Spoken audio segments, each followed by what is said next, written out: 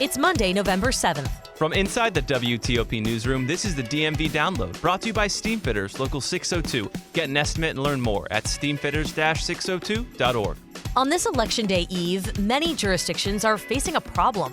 There are not enough poll workers, in part due to threats of political violence. We have a democracy, but it just doesn't go without people getting their hands in there and pitching in and working side by side. That's WTOP's Kate Ryan, who spoke to veterans who are part of an organization seeking to serve in light of the election worker shortage. When you go in to work as an election judge, you take an oath to basically uphold the Constitution and the laws of Maryland. It's very similar to the oath that we took when we joined the armed forces.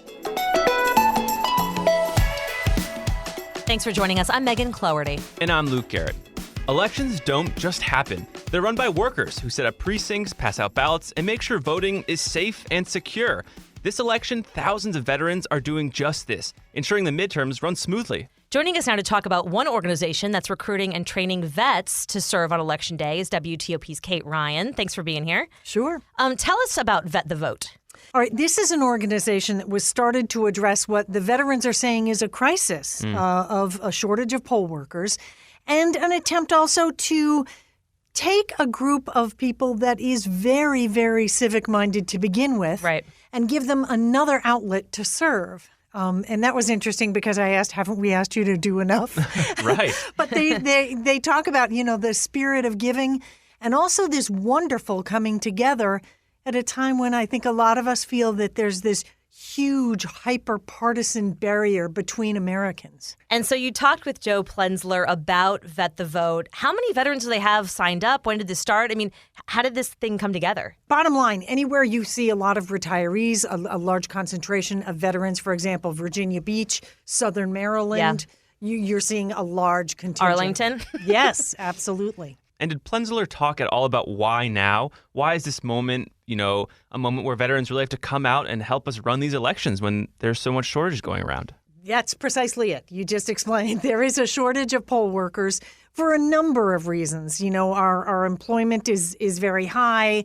And for years, frankly, the folks across Maryland, for example, where that's the bulk of my experience is in coverage, every year, they're continually looking for poll workers. So the call is always out there. Often it's a lot of retirees. And sometimes now kids who can actually get service learning hours can volunteer. But this is another contingent that's ready to step in. And someone with the organization explained, too, we're good at rules. We understand rules and regulations. Right. We can implement. So it's kind of like the perfect population to step in. And he talked about doing it in his own community in Charles County and how really gratifying it was. One of the things I love about volunteering at the polls is that it's one of the few places in today's hyper-partisan environment where Republicans, Democrats, independents, unaffiliated all come together to make democracy happen for the rest of our society. So that's one of the reasons he's involved. Of course, he's with the organization. But he was really excited by it because he said, look, nobody's a bigger skeptic than I am. At first, I walked into this like, really, how good is this? He said after the 4-hour training, he came out of there and said to his wife, that was like, they're ready for a missile launch. There's so many, turn the key now, secure this, secure that. Wow. Just almost like when you hear pilots, doing the double check with each other. I left 4 hours of training down at my county board of elections really convinced and feeling really good about that the process has been thought through and that there is enough redundancy built in and two-party integrity around everything in the process that voting here in Maryland is safe and secure. And again, as someone who's covered a lot of elections statewide and local, that kind of planning does go into this. There's a lot of fail-safes built into the system. And he said that's another thing with people being as skeptical and the mistrust there is, right, of the process. Do the ballots really get counted? How careful are they? He said he encourages anyone, but especially vets, to get in and see this for themselves. And he's confident they'll come away thinking, we got a pretty darn good process going on here. We should say that some election workers get paid. Election officers in Virginia get $200 a day, but you've had to have worked one election. And every poll worker in all 3 jurisdictions must have to go through that training. I looked at Montgomery County just as, anecdotally. You have to do like an online training, then an in-person 3-hour training. So when you go up to cast your vote, just have an idea of how much time, these poll workers have put in. Many of them who are just volunteering. Right. And we should say, too, earlier today, Governor Larry Hogan tweeted that he's issuing a proclamation calling today Election Hero Day in Maryland, thanks to the tireless efforts of hundreds of dedicated Marylanders to, this civic opportunity for us. However, we still have a problem in Maryland specifically. I mean, Anne Arundel, Prince George's, Baltimore, Montgomery, you mentioned Charles County, all have a need for more poll workers. Why is it so necessary that we have poll workers? Let me backtrack with a couple of things, because he talked about what you're doing by taking part is you're making democracy happen. Like, we have a democracy, right, but it just doesn't go without people, getting their hands in there and pitching in and working side by side.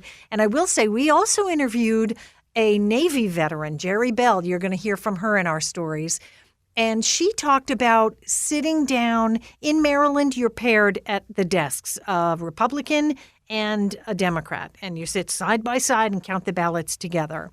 And she described sitting down at first and not disclosing what party she was in, but saying we kind of like looked at each other askance for a split second. Then we get to doing it, and none of that matters. You're working with your neighbors, and it doesn't really matter what political party they are. When you go in to work as an election judge, you take an oath to basically uphold the Constitution and the laws of Maryland. It's very similar to the oath that we took when we joined the armed forces. You don't talk about politics there. You talk about the civics of let's make this happen. And Joel talked about this wonderful feeling of meeting Americans. It's a good feeling. It's a good feeling to give back as a veteran and kind of a transplant to Maryland. It's good to be further integrated in the community. Like, we're all Americans, and it sounds corny, but it's great. Right. And just, you could sense that just in talking to folks who've taken part, what a wonderful coming together this can be. It's like one of the few things I think where people come together in that kind of purely civic arena with one mutual goal of making sure that the election is free and fair. Right. I mean, it's really refreshing with all the political division that we're experiencing now and political violence and threats kind of abounding right now surrounding this election. And with that in mind, did any of the veterans you spoke to, were they fearful at all being poll workers? Was that a sense you got at all during your interviews? Not at all. Not at all. This is a kind of, and you're talking to people who are pretty darn fearless, right? These are veterans and who have faith in process. Like when you're in a tight situation, every veteran I've ever heard talk about, even in battle, they talk about you rely on your process. You go through your training. And so I think something like that is what happens here. Now, in our area, we don't see a lot of that. We don't have the violence. But you do have, a little tension here and there. Mm-hmm. But again, it is interesting to see it melt away, kind of dissolve. I've seen that too in some of the local, after the primary election, I was up at the Board of Elections a lot with the counting that was going on. And again, it's every side by side, Republican, Democrat, different party members, different campaigns. The campaigns have the ability to walk into the ballot counting area and see it happen. Mm-hmm. So it is that openness and that transparency, I think, that can bring the temperature down and people can really see it and understand it. And it's your neighbors who are doing this. I mean, I think that also kind of changes how people perceive what's this dark process that's taking place, above our heads in Washington in some dark room. Nope, it's just Joan from down the street who's been trained, for whatever number of hours. On the final day of early voting in Maryland, I saw my children's pediatrician, whom I haven't seen for 4 years. I saw one of their favorite scoutmasters, who I haven't seen for almost 4 years. So it's a chance to reconnect with people that you haven't seen for a while. And I think that too would, in my mind, if you have questions about the process, get involved in the process, because they are still looking for poll workers in November for sure. And this is a continual thing. You want to get involved on the local level. You have the off years, and of course, we'll have the presidential in 2024. And you also brought up something that I think is really important. I asked him about the foundation of this organization. Is it at all partisan? And he said, absolutely not. 30 different groups are involved. It's a broad coalition, and they were very, very adamant that this is not politics, it's civics. And before, we got on the mics here, you mentioned that, these veterans have given up so much for this country already. Were they tired at all? What was the sense? A real sense of buy-in, of more, okay, I may be retired, I may not be deployed right now, but I still have that drive to serve my country and my community. That doesn't go away. I think that's a fascinating thing as well, that once you've been in a service position like that, that's not something that just gets tossed. Right. It's still there. And I think for many people who've never thought of themselves as civic-minded, once they do this, again, I saw it with, remember, I was a high school civics teacher, and I had students who would get involved in things, and they would get like, oh my gosh, this is really cool, and you can be heard, and you can take part. Yeah. And I think, boy, at a time when we all need the temperature to come down a little bit and to really look at where we live and how this works and how it all works together, I think it's really gratifying. It's a fun story for me to tell. Kate Ryan, thank you for telling us about how our community is really involved in the election process and hopefully maybe inspiring other people to get involved as well. We appreciate it. You got it. And after the break, a freak accident that happened this weekend that's more common than I thought. Backed by the experience of its hardworking members, Steamfitters Local 602 is ready to take on your next commercial, heating, cooling, HVAC, or refrigeration project.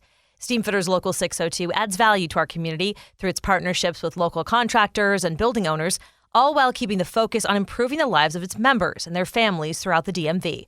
For work that's on time and on budget, go to steamfitters-602.org to schedule your next project. That's steamfitters-602.org.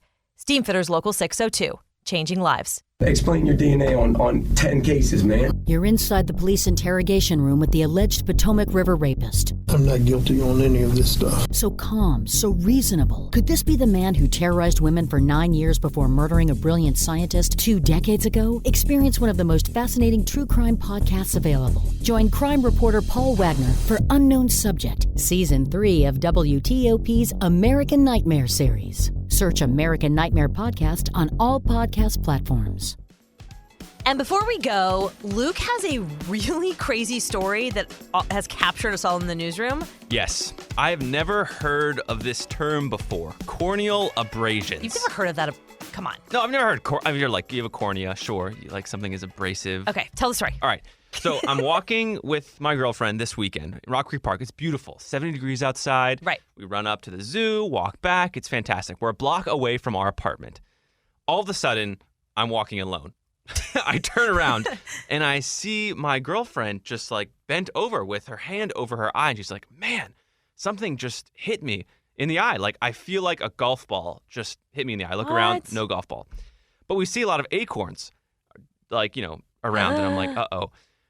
She then, pulls her hand away from her eye and I see this slice right down. Okay. That's enough. Right down her eye, her cornea. cannot.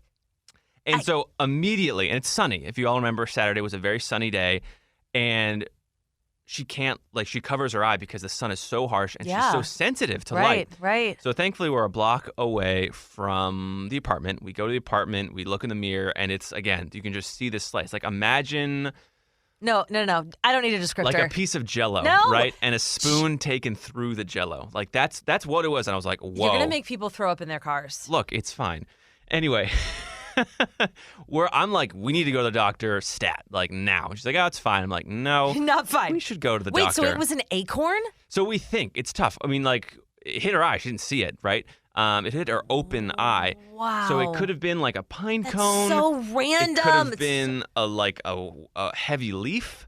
We seriously, we don't know because once she got hit, we were like, we need to get you inside and like protect it. So we made like a little eye patch like out of, sunglasses and like a headband. And then we took her to the eye doctor, and the eye doctor was like, whoa, yeah, this thing is legit. So she's all good. Everything's fine. She has to take antibiotics, and that's kind of it. Okay, so But she can see. She can see, yes. Okay. She's not blind. Wow. But the eye doctor did say, with things flying around in the air right now, just because it's fall, wink, wink, things are falling from and it's a little windy. above, and it's a little windy. So, they've been seeing people come in with similar sorts of corneal abrasions, just cuts in their like eyeballs. God. Yeah, so watch out, folks. Basically, either wear sunglasses or just, be aware of your surroundings. But keep it's so your head random. down. Keep your head down, I guess. It's so random. And I just didn't even know this was a phenomenon, until it happened. But the fall season, things are flying. So Shish. be wise and just look out, I guess. I don't even know what to say. That's just the most wild story. But I guess things like that happen, I suppose. Yeah. And the biggest thing, too, was, not that I'm an eye doctor, optometrist or anything, but the eye doctor did say, if this happens, it's really important you get into the eye doctor sooner rather than later. So if this because you don't want it to get infected or you don't want to get anything. infected. Yeah, you want to get it checked out. Eyes are very delicate, sensitive things. Yikesies. And she's probably in a lot of pain. Yeah. Aww. She's tough. She's tough though, so it's kind of hard to gauge. But yeah, she'll be all right. We'll so. feel better Yeah. if you're listening. And yeah, watch out there. That's why those nature walks, man, they can be very dangerous. When you said all of a sudden I was walking alone, I was like, because there was a bear behind. No. Like I was like, what are you talking about? An angry squirrel maybe or something. Threw down an egg. Oh my gosh. That'll do it for us today on the DMV Download. This show is brought to you by Steam Fitters Local 602, and our music is by Real World. I can't get my head around. I keep thinking about it. Sorry. Follow us on social media where we post every single day. Rate and review us if you get the chance. And you can become a VIP listener at tmvdownload.com. The DMV Download is a product of WTOP News. Listen on 103.5 FM in the D.C. area, 107.7 FM in Virginia, 103.9 FM in Frederick, Maryland, online at WTOP.com, and on the WTOP News app. Have a great night, and we'll see you tomorrow. Stay safe.